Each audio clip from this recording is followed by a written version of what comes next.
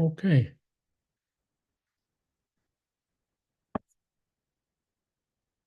Dear Board of Directors, members of the South Dakota Hall of Fame, I am Eugene L. Martin, a circuit court judge retired, spent 23 years on the bench, mostly in Huron, South Dakota. And I have the privilege and the pleasure of addressing not only your group, but addressing the accomplishments and credits of Bob Carr. I knew Bob from high school, and he was a different person from the standpoint of wasn't academically inclined, and that's why his accomplishments are so important to me and impressive to me, because he had to be persistent and push himself to become academically inclined to accomplish the educational levels that he did. This recommendation is not based on friendship. And if there's one thing I learned during the course of being a circuit judge, that was it doesn't take many words to tell the truth. So my visit with you is not going to be that long, because it just doesn't have to be. Bob was always a people person.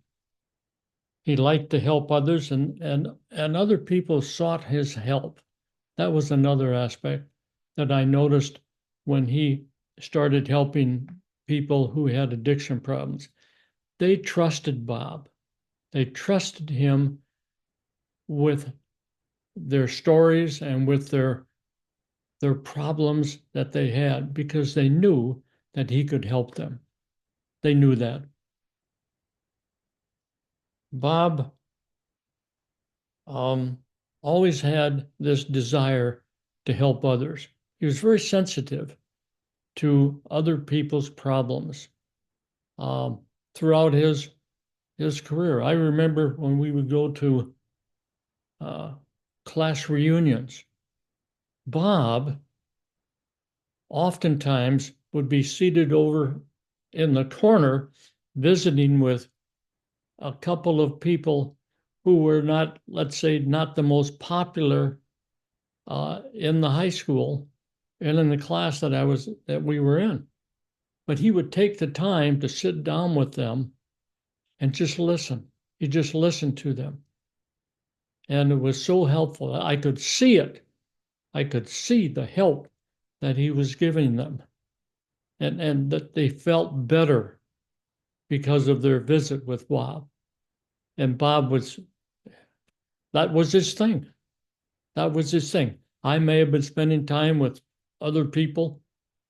He spent time so often with those who were alone. And he helped them tremendously. And it just continued. People, like I said, when Bob got into the drug, alcohol addiction situations, they all trusted him. I knew a couple of people from Huron that when Bob was at the VA that had gone through, and I went down and visited with them just to visit Bob, and then ran into those people, and they trusted Bob implicitly. They just did. And he formed a bond with them so that they felt better about themselves, and they knew when he would give them advice that it was genuine and trustworthy. That was a tremendous asset that Bob had.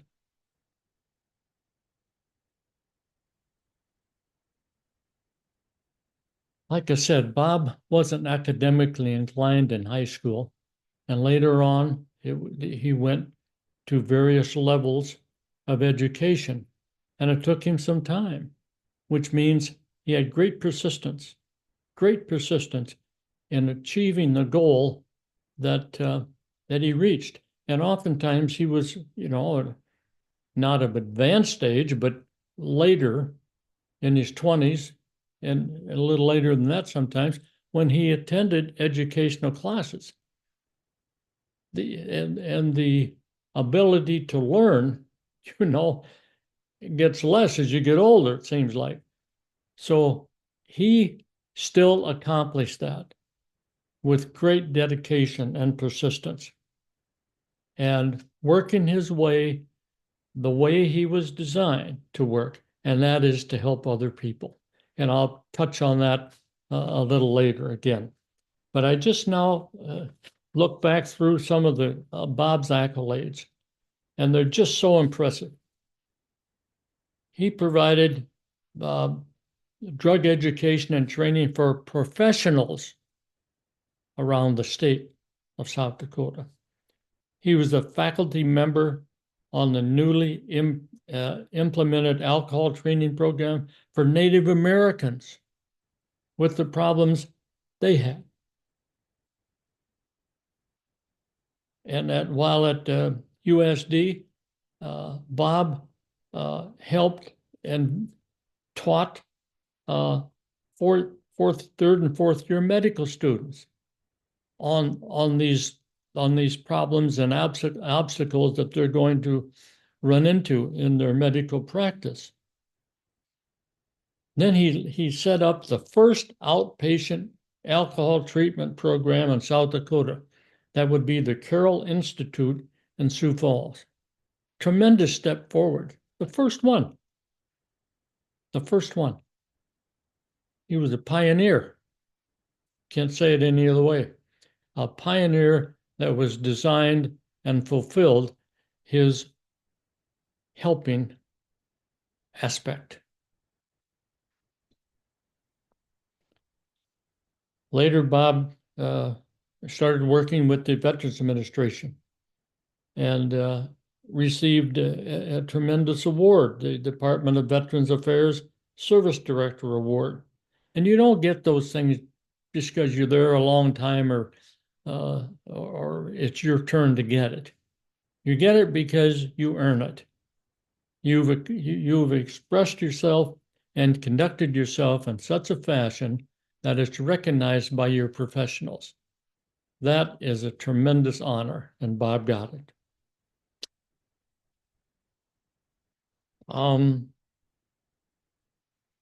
He became the leader of the VA Mental Health Service. And then he goes on later on, during his 22-year career at VA, he established the first gambling treatment program in South Dakota. Another first. That's another first, which only leads to understand how important it was to Bob to help others. And he understood the addiction and he helped them.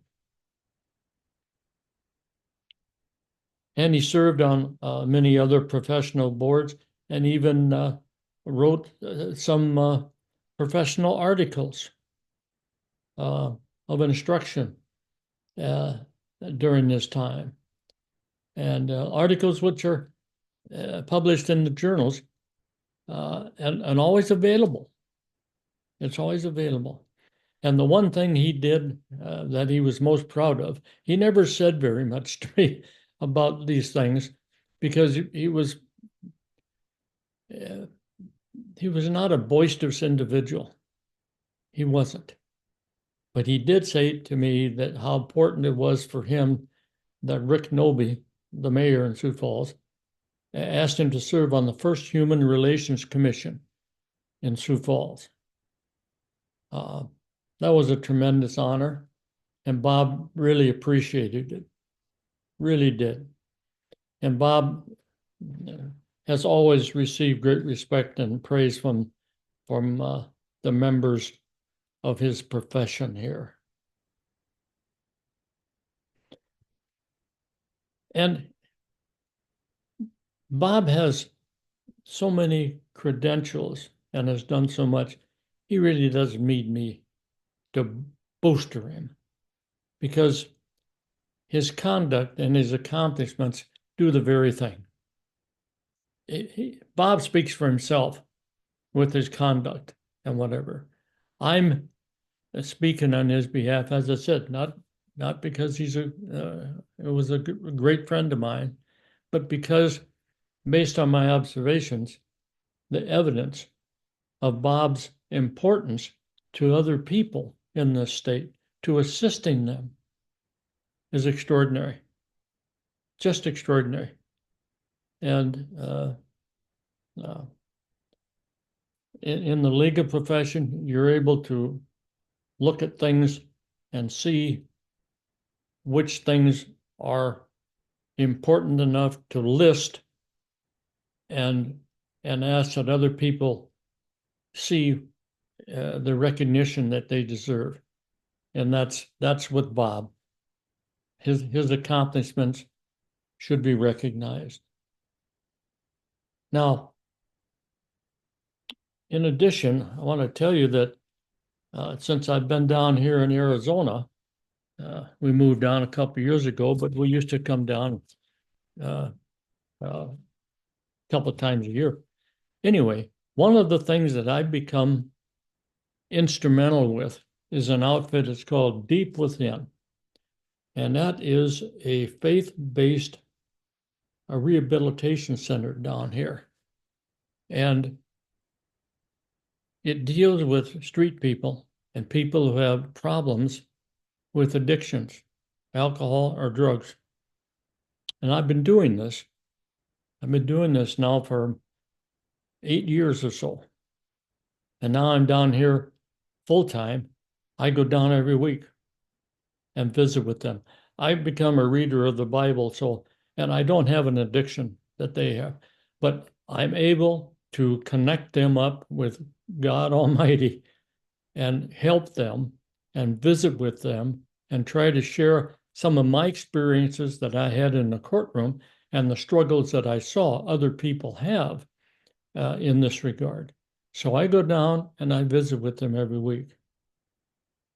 And I got to tell you that one of the reasons is my association with Bob, because some of his helping advice and helping part of his character rubbed off on me. It did.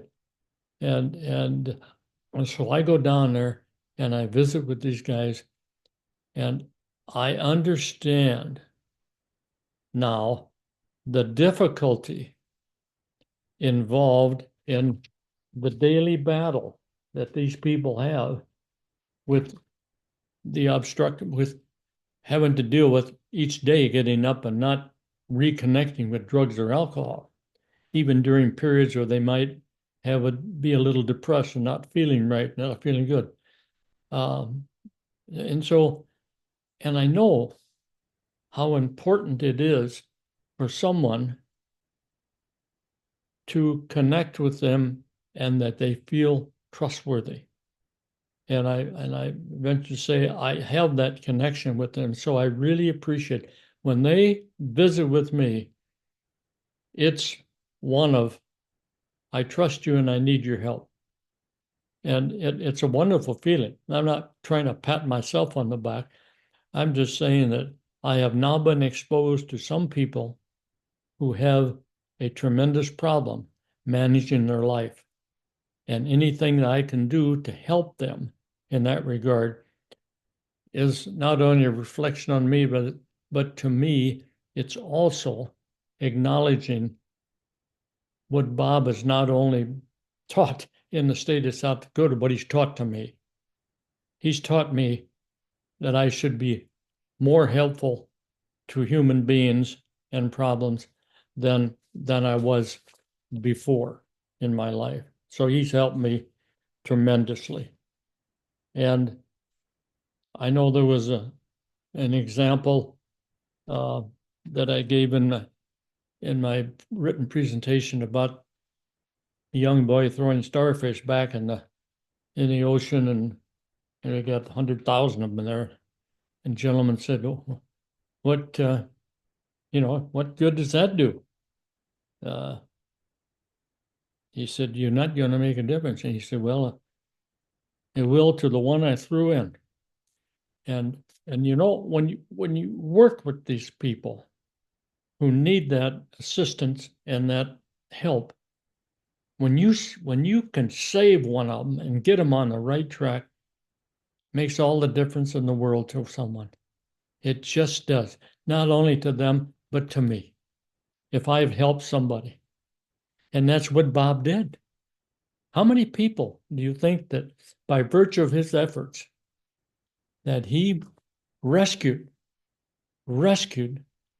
and made their life a lot more manageable? How many? I don't know either, but I know it's a bunch. And I know there's so many people out there who appreciate the efforts Bob made and had nothing but gratitude for what he's done. Bob is an extraordinary man. And he had, when my reading of the Bible, I know that God has given each one of us a spiritual gift. He has. Some speaking, some teaching, some helping others. So whatever it might be, we all have one. Bob was to helping others. That was his spiritual gift. And darn if he didn't perform it to the maximum. It just did. You could just look at his accomplishment, and if you knew him, you would really understand the sincerity that the man had to help other people. It meant a lot to him. It meant a whole lot to him. He devoted his life to it. So let's review. God had a plan for Bob. He has a plan for all of us. And the spiritual gift he gave to Bob was helping others. And Bob, if you want to get understand this, Bob was a walking good Samaritan. That's the best way to put it, I think. He's helped others. There's somebody beside the road, he'd always stop and help them. He would. He would. That was such a wonderful experience to be around a man like that he loved people that much, and especially the ones who had a problem managing their life. Bob's love for them was unlimited. It was unlimited. So let's review. Bob worked so hard at becoming an instrument of helping others with the drug and alcohol addictions. He had to work hard at it, and he did, and he continued it.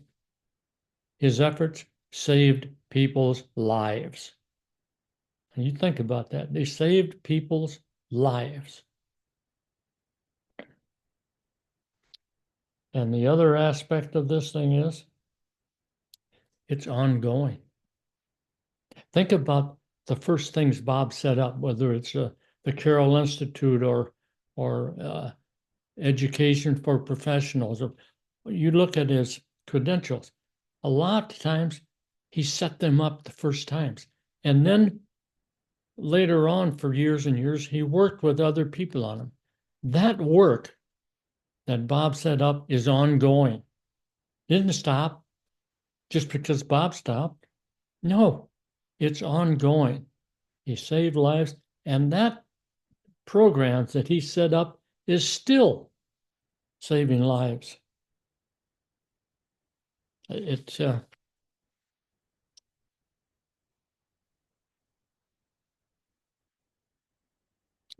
a tremendous accomplishment for Bob, and I think that his accomplishments shouldn't be forgotten. They should be a beacon of some kind, which I think they already are, because it continues and goes on and on. And the people who continue to have addiction problems, they can get into a process that Bob helped set up and commit himself to doing. You think about people who help others. I think of Bob Carr. He's my good Samaritan. I love him, and he always will be. Thank you, people.